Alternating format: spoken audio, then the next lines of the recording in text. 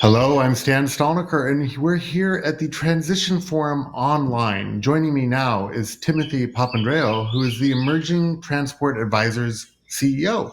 Thank you for joining us today to talk about mobility in this kind of new era.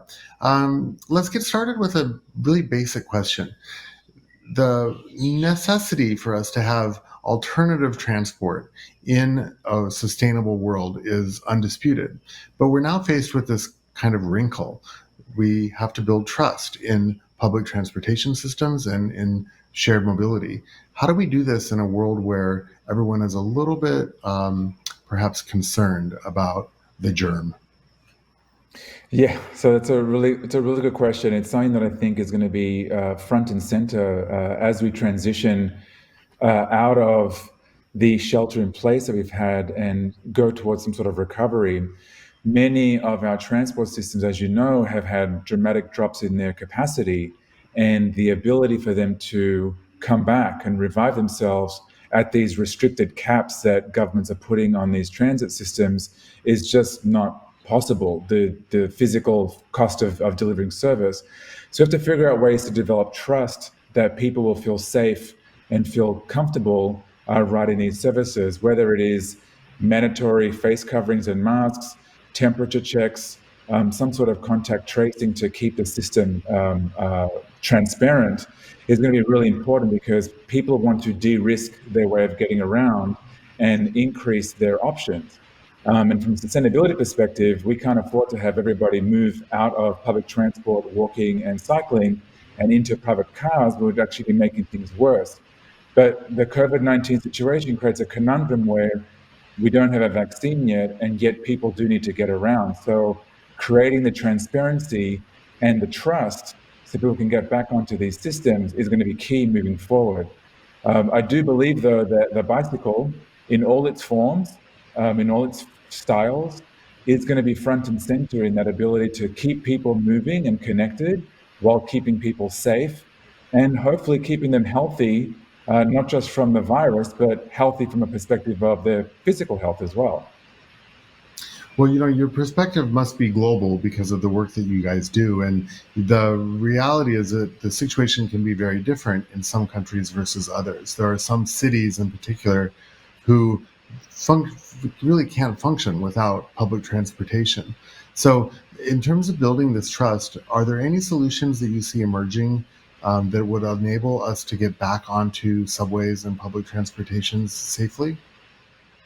Yeah, so you're right. So we do work all over the world, and especially in the Asian regions, a lot of the transportation systems are actually coming back to what we would call pre-COVID levels.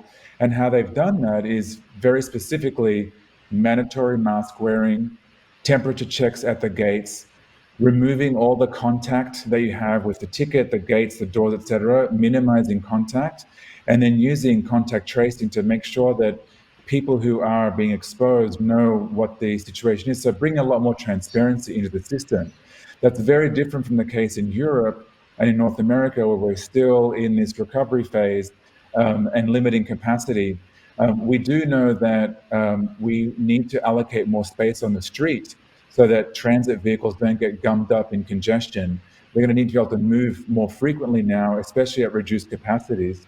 And we also need to create more of an opportunity to connect to and from public transport. So it's not just A to B service, it's a door to door service. So whether that is with bicycles or taxis or services, that seamless experience now is really going to be important.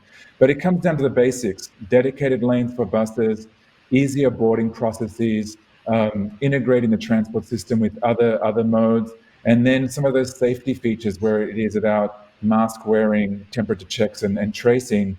And we also have to keep it available for everybody. I think one of the challenges has been that public transport was catering to the commuters, to the peak period commuters, who are frankly all still working from home and will probably work from home for a while.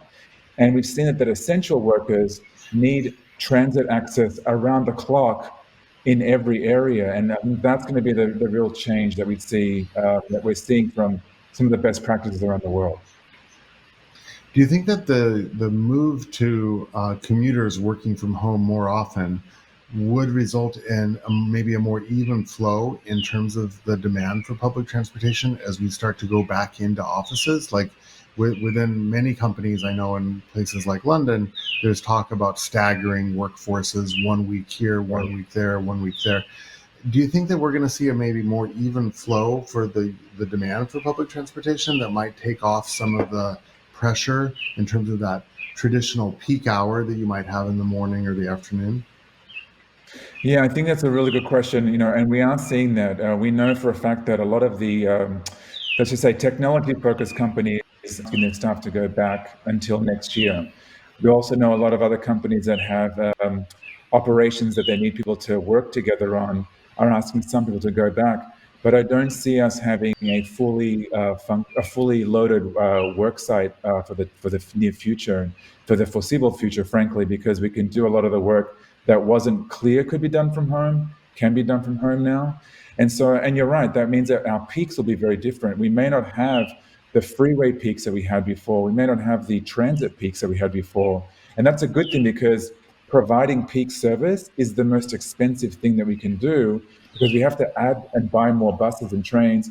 We have to add more lanes on a freeway. And that is very, very expensive to do. Whereas if we can shave off those big, sharp peaks, we can actually spread the load around more evenly, which means that we can utilize our services more efficiently. And that means that there's more access for everybody.